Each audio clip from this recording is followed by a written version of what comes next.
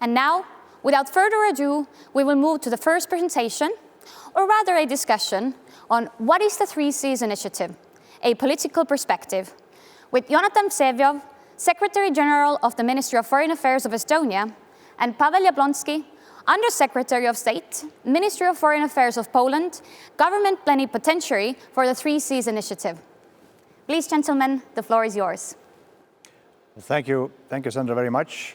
It is truly an honor and a pleasure for me to be able to welcome you all virtually here in Tallinn, where we hosted the last 3Cs initiative summit back in October. The 3Cs initiative was launched almost 5 years ago by the presidents of Poland and Croatia. The initiative brings together 12 European Union member states from Central and Eastern Europe, from the Baltic to the Black to the Adriatic Sea. We're a region of more than 100 million people, and over the past few years, we've been the fastest growing part of the most important economic bloc in the world. As European Union member states, we enjoy all the freedoms that the EU grants. Over the past 30 years, all 3Cs member states have achieved incredible success, both in terms of economic development as well as with regards to building connectivity with the rest of Europe. But as we all know, developing infrastructure takes time. The level of connectivity between 3C states themselves and between them and the rest of Europe still lags behind. The effects of the Iron Curtain are still evident. According to the IMF, the investment gap in connectivity in our part of Europe is still more than 1 trillion euros. That gap needs to be filled.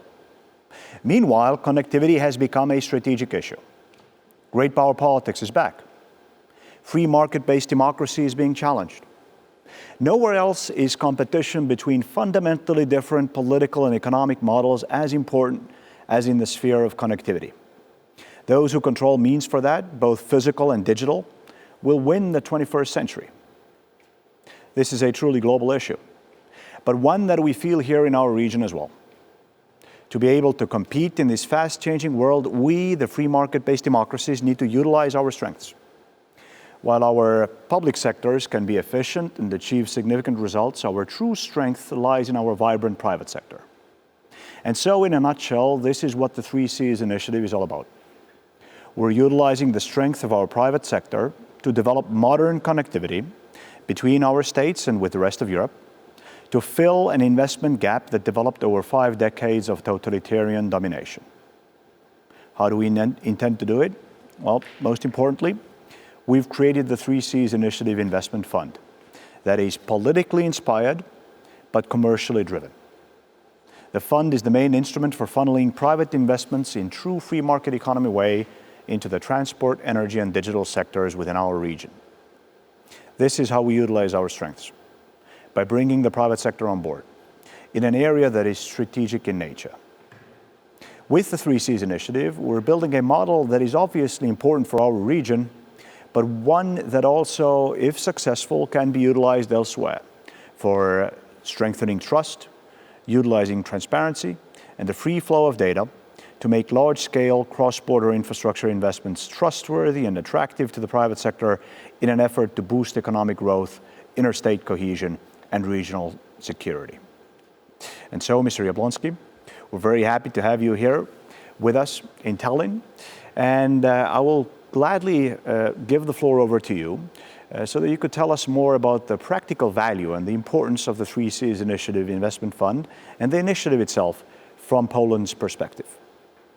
Thank you, Jonathan. Thank you, Sandra. Thank you all for having me here. It's indeed very important that we continuously meet and improve, enhance strength and strengthen our relationship. And I want to thank, first of all, the Estonian government for taking up the role of being sponsor of today's event, of being one of the strongest leaders of the initiative. Last year, summit here in the same place in Tallinn was a big, big success. And we are very satisfied of the fact that the initiative is gaining momentum, both political momentum, but also probably even more importantly, commercial.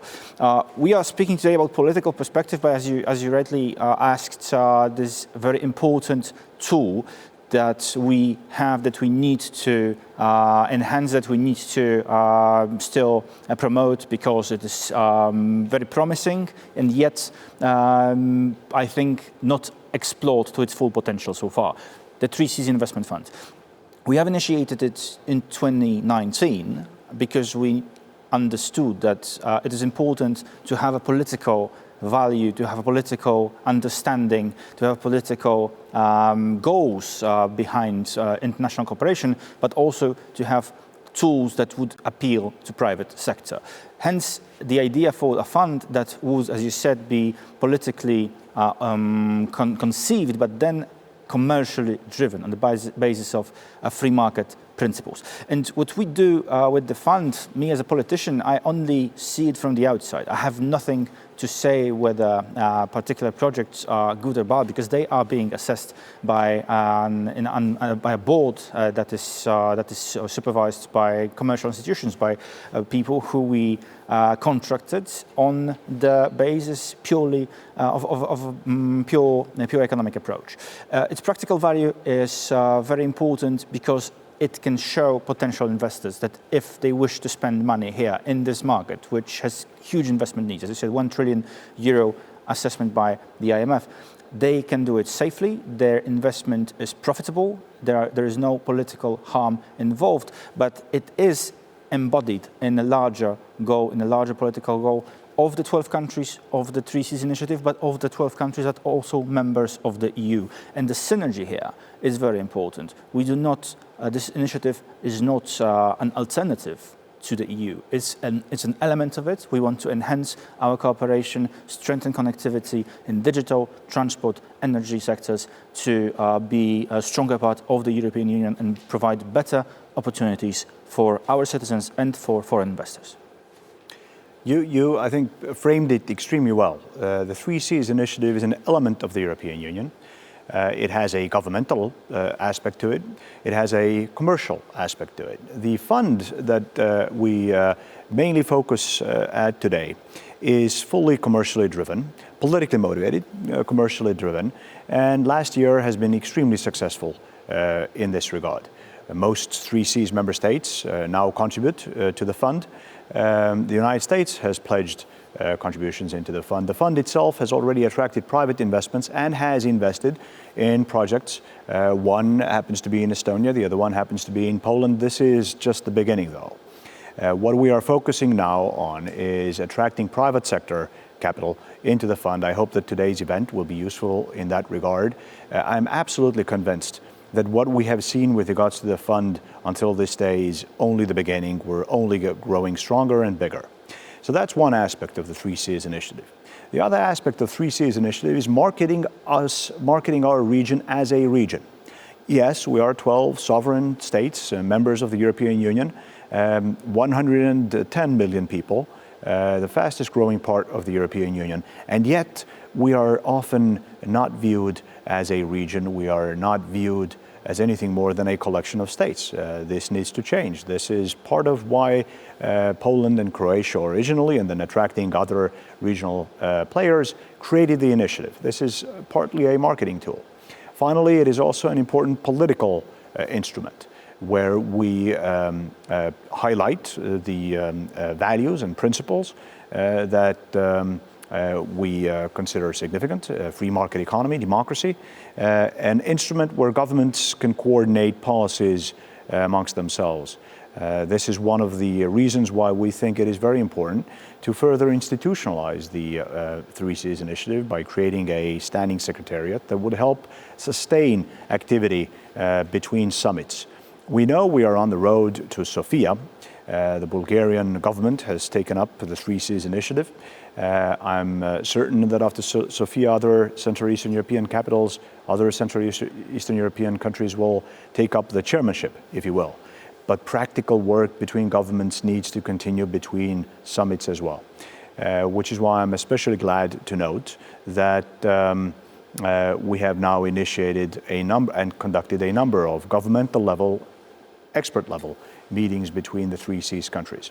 So even though we've achieved great success, we are only beginning. This is an initiative with significant potential, with what I would say also global relevance, and I'm absolutely optimistic about its chances of success. Now, Estonia hosted the last summit, but Poland has been a key member of the Three Seas initiative, a key contributor to the Three Seas Investment Fund, which is why it's especially good to ask Mr. Jablonski what Poland considers as the next big steps for the Three Seas initiative on the political, but also on the practical economic level.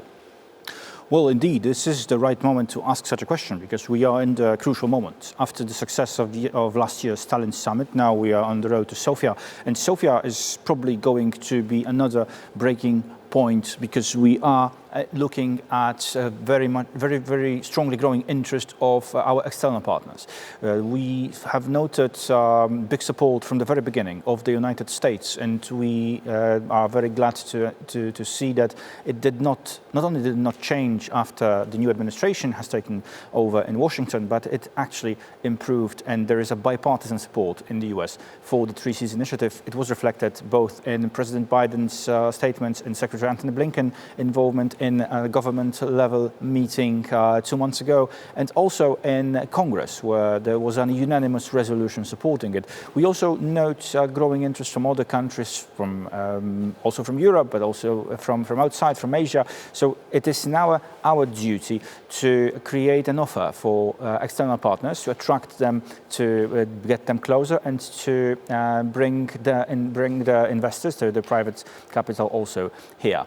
On coordination level, as you said, it is very important that we increase the frequency of meetings on the governmental level. I'm very satisfied that I'm taking part in it myself personally.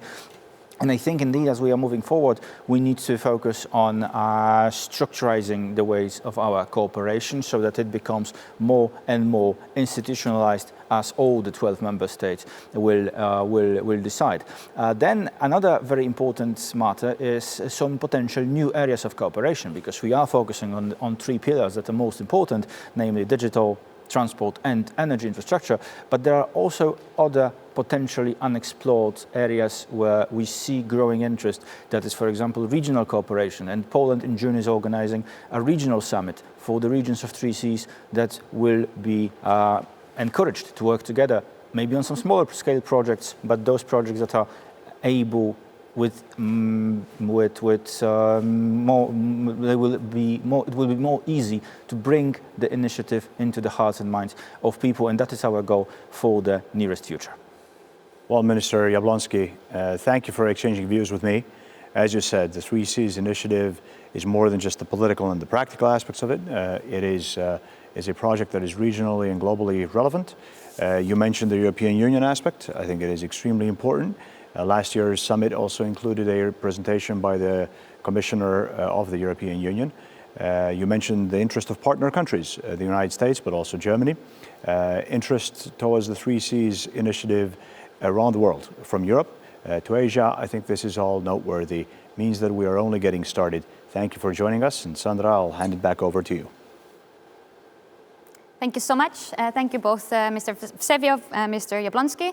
And if I may just wrap up your wrap-up, what I learned from this panel was the word synergy.